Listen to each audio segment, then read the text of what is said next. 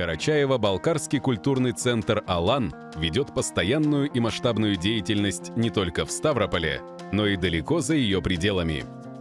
Деятельность культурного центра в феврале включала в себя показы нового мультфильма, переведенного на родной язык в кинотеатрах Черкесска, Нальчика, Кисловодска и Ростова-на-Дону,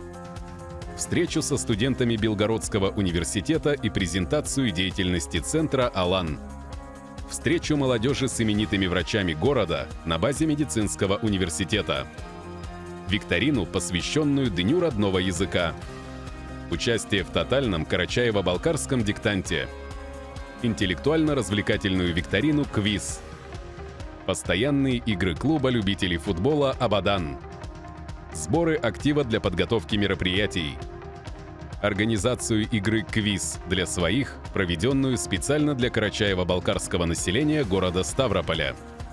работу над дублированием 4-го мультфильма на родной язык, организацию танцевально-культурного вечера «Той», проходящего строго по национальным канонам.